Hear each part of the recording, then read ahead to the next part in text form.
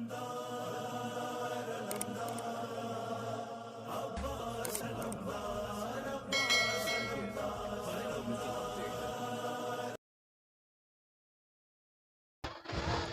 میں دیکھنا چاہتے ہیں، اور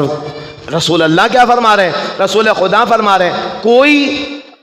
آڈینس سے مخاطب ہو کر بالکل عمومی طور پر فرما رہے ہیں۔ 3 حدیثیں پڑھوں گا رسول خدا کی، توجہ طلب ہے۔ رسول خدا فرما رہے ہیں تم میں سے کوئی صاحب ایمان ہو نہیں سکتا۔ کس سے کہہ رہے ہیں؟ جنہوں نے رسول خدا کے سامنے کلمہ پڑھا ہے، جنہوں نے رسول خدا کے سامنے ہاتھ پر ہاتھ رکھ کر کے کفر چھوڑ کر کے دین اسلام کا کلمہ پڑھا ہے، ان سے مخاطب ہو کر رسول اللہ فرما رہے ہیں تم میں سے کوئی بھی صاحب ایمان ہو نہیں سکتا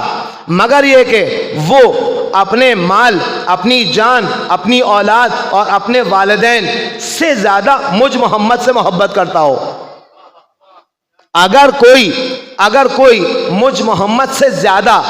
اپنے بچوں سے محبت کرتا ہے، مجھ محمد سے زیادہ اپنی جان کو چاہتا ہے، مجھ محمد سے زیادہ اپنے مال کی حفاظت کو چاہتا ہے، اس کو یہ خبر دے رہا ہوں میں محمد، میں خاتم الانبیاء، میں تمام انبیاء اور اوصیاء کا سربراہ، رہنما، ان کا سردار، یہ بتا رہا ہوں کہ تم جتنے بھی کلمات پڑھتے جاؤ، خانہ کعبہ کے طواف میرے ساتھ کرتے جاؤ، تب بھی تم صاحب ایمان نہیں ہو۔ رسول خدا نے فرمایا، اور یہ میٹرک کی کلاس میں ہے بھی، یہ حدیث میٹرک کی کلاس میں ہے۔ کیا چیز ہے کہ رسول خدا نے فرمایا، حدیث بالکل صحیح ہے، ہمارے یہاں بھی وہاں پر بھی ہے، مشترک ہے یہ۔ کیا چیز؟ کہ تم میں سے کوئی صاحب ایمان ہو نہیں سکتا جب تک وہ اپنی جان، اپنے مال، 4 چیزیں، جو اپنے مال، اپنی جان، اپنی اولاد، اپنے والدین سے زیادہ مجھ سے محبت کرے۔ اب آ جائیے ذرا، رسول خدا یہ فرمانا چاہ رہے ہیں اے مسلمانوں، اے دعوی اسلام کا دم بھرنے والوں، اگر تمہارے سامنے مجھ محمد کی جان یا مجھ محمد کی شان یا مجھ محمد کا دین خطرے میں آ جائے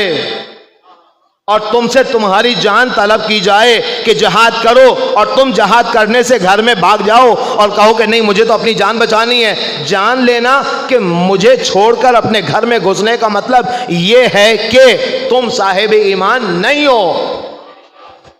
تو فرار کرنے والے تو آپ کو بتائیے بہت سارے تھے،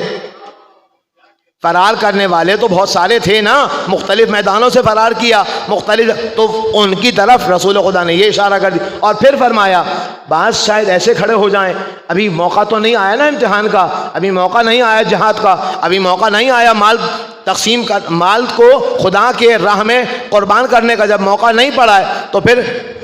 زبانی کلامی تو خرچ دے دیں، یا رسول اللہ اگر آپ کی جان، آپ کا مال یا آپ کی شان یا آپ کے دین پر حرف آیا تو ہم اپنے مال کو بھی خرچ کریں گے، ہماری جانیں نثار ہو جائیں آپ پر۔ رسول خدا فرما رہے ہیں مجھ سے اگر محبت کرتے ہو نا، اور مجھ سے محبت کا کوئی دعویٰ کر نہیں سکتا، ابھی ایمان بتایا، دوسری حدیث بتانے جا رہا ہوں، ایمان بتایا صاحب ایمان وہ ہو سکتا، اور اب بتا رہے ہیں کہ مجھ سے محبت کا دم بھرنے والا اپنے محبت کے دعوے میں سچا اس وقت ہوگا کہ جب وہ شخص، دعویٰ کرنے والا شخص، اس سے محبت کرے جن سے میں محبت کرتا ہوں۔ جن سے میں محبت کرتا ہوں وہ فاطمہ ہے، وہ حسن ہے، وہ حسین ہے، وہ علی ہیں، وہ فاطمہ، علی، حسن، حسین سے محبت کرتا ہوگا، جن سے میں محبت کرتا ہوں وہ ان سے محبت کرتا ہوگا جو مجھ سے محبت کا دعویٰ کر رہا ہے۔ اور پھر جو مجھ سے محبت کا دعویٰ کر رہا ہے اگر وہ اپنے دعوے میں سچا ہے، صلوات بھیجیے، اللہم صلی علی محمد و آل محمد۔ تو جان لو کہ جو مجھ سے اور میری آل سے محبت کرتا ہوگا اس کو کریڈٹ کیا ملے گا۔ تیسری اور آخری حدیث، میں نے کہا ہے 3 حدیثیں پڑھنی ہے، تیسری اور آخری حدیث کیا ہے؟ جو مجھ سے محبت کرتا ہوگا میں خود اس سے محبت کروں گا، اور جب میں جس سے محبت کروں گا، خدا کا دعویٰ یہ ہے کہ اے محمد جسے تم محبت کرو گے میں اس کو اپنا محبوب بنا لوں گا، اور جس کو خدا اپنا محبوب بنا لے گا خدا اسے جنت میں داخل کرے گا۔ یہ ایک پانچ اور سیکنڈ پانچ کو بھی واضح کر دیا۔ اور جس سے میں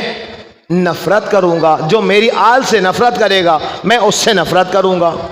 جس سے میں نفرت کروں گا خدا اس سے نفرت کرے گا، خدا جس سے نفرت کرے گا خدا اس کو جہنم میں ڈالے گا۔ جسے جہنم میں ڈالے گا وہ اور ہیں، جنہیں خدا جنت میں ڈالے گا وہ اور ہیں۔ جنت میں جانے والوں کے سرداروں میں اگر جوانوں کے سردار اور خواتین کے سردار کی بات رسول اللہ نے فرمائی ہے، تو پھر کوئی اور اگر کھڑا ہو کر یہ کہنا شروع کر دے کہ بزرگوں کے سردار جنت میں فلاں ہوں گے، پہلے ثابت تو کرو کہ جنت میں بزرگ بھی جائیں گے۔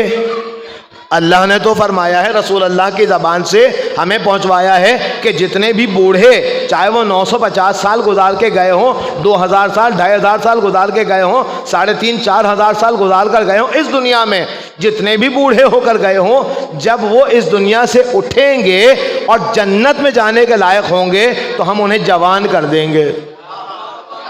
تو جوانان جنت کے سردار تو نظر آتا ہے، کوئی بڑھاپے میں ہی صرف جنت میں جانے کے لائق نہیں رہے گا، اس حالت میں کہ بوڑھا ہی رہے۔ تو اب آئیے،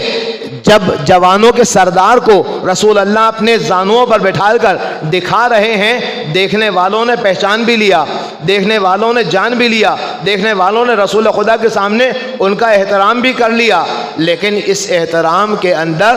لانگ لاسٹنگ ٹائم نظر نہیں آ رہا۔ ادھر رسول اللہ کی آنکھ بند ہوئی اور ادھر رسول خدا کے اس خاص گھرانے کے اوپر قیامت اس طرح سے ڈھانا شروع کر دی کہ سب سے مقرب ترین ہستی، رسول خدا سے مقرب ترین ہستی اگر یہ کہتی ہوئی نظر آ رہی ہے کہ رسول خدا نے فرمایا تھا کہ اے فاطمہ تم سب سے پہلے مجھ سے آ کر ملو گی، اس دنیا سے جانے کے بعد سب سے پہلے اس دنیا میں مجھ سے ملنے والی تم ہوگی۔ اور وہ بی بی یہ مصائب پڑھتی ہوئی نظر آئے، مجھے پتا ہے بی بی کے مصائب یہاں پر مجھے نہیں پڑھنے، لیکن اس سیکوینس میں یہ بتانا چاہ رہا ہوں کہ بی بی اگر یہ مصائب پڑھتی ہوئی نظر آئے، صبت علی المصائب، اے بابا آپ کے بعد مجھ پر ایسے مصائب ڈھائے گئے، لو انہا علی الایام سرنا لیالیا، اے بابا آپ کے بعد مجھ پر ایسے مصائب ڈھائے گئے، فوراً بعد ایسے مصائب ڈھائے گئے، اگر مجھ پر جو مصائب پڑے ہیں وہ روشن دنوں پر پڑتے تو وہ تاریک راتوں میں تبدیل ہو جاتے۔ ان رسول اللہ سے محبت کرنے کا دم بھرنے والوں نے رسول خدا کی پیاری بیٹی کو اگر نہیں چھوڑا تو رسول خدا کی بیٹی کے اولادوں کو کیوں چھوڑیں گے؟ رسول خدا کے سامنے کلمہ پڑھنے والوں نے رسول خدا کی آنکھوں کے سامنے رسول خدا کے محبوب ترین فرزندان کو ان کے زانوؤں پر، کبھی ان کے شانوں پر، کبھی ان کے پیٹھ پر سوار دیکھا، اور اس کے باوجود بھی آج ان کربلا کے میدان میں ان کے فرزندان کے سامنے ان اصحاب کے، ان چاہنے والوں کے، ان رسول خدا کے محبت کا دم بھرنے والوں کے فرزندان بیٹھے ہیں اور سامنے تلوار لے کر بیٹھے ہیں، اسلحہ لے کر بیٹھے ہیں، فوجی لے کر آئے ہیں، 72 کے مقابلے میں 30,000 کا مجمع لے کر آئے ہیں اور کربلا کا میدان انہوں نے سجا دیا ہے۔ کیا قیامت برپا کرنے جا رہے ہیں، اور سن 61 ہجری میں وہ قیامت برپا کی کہ جس کے بعد اس کاروان کو میں مختصر انداز میں عرض کروں گا، چونکہ تابوت کی مجلس سے امام سجاد علیہ السلام تک پہنچنا ہے، اس لیے میں ان مصائب عاشور کو یہاں سے چھوڑتے ہوئے آگے جا رہا ہوں۔ جب عاشور پیش آ گئی اور اس کے بعد اس کاروان کو اسیر بنا کر لے جایا جا رہا ہے جس جگہ پر حسین ابن علی کو 3 دن کا بھوکا اور پیاسا شہید کر دیا گیا، حسین ابن علی کو ہی نہیں وہ ششماہے کو بھی 3 بھال کا تیر چلا کر اس طرح سے شہید کر دیا گیا کہ مصائب کے جملوں میں آپ سن چکے کہ ذبح الاصغر من الاذن الی الاذن، اصغر کو ذبح کر دیا گیا ایک کان سے دوسرے کان تک۔ اس طرح سے حسین ابن علی نے وہ مظلومیت کا وقت گزارا عصر عاشور کا کہ اپنے 6 ماہے کو 7 قدم آگے جاتے ہیں اور 7 قدم پیچھے جاتے ہیں، اس تذبذب کی حالت میں ہے کہ میں اس اصغر کو کیسے رباب کو لے جا کر دکھاؤں کہ جس رباب سے میں لے کر آیا تھا کہ لاؤ میں شاید اصغر کو پانی پلا کر لے آؤں، لیکن اب یہ اصغر چند لمحے بعد وہ تیر کھا چکا ہے اور اس کا گلا ایک کان سے دوسرے کان تک چھت چکا ہے۔ حسین ابن علی تذبذب کا شکار ہیں، انا للہ و انا الیہ راجعون کہتے ہوئے 7 قدم آگے آتے ہیں، وہ اعمال عاشورہ جو آپ نے صبح عاشور انجام دیے، اور انا للہ و انا الیہ راجعون رضاً بقضائہ و تسلیماً لامرہ کہتے ہوئے آگے بڑھتے ہیں۔ اسی طرح کے وہ تمام مصائب کربلا میں پیش آئے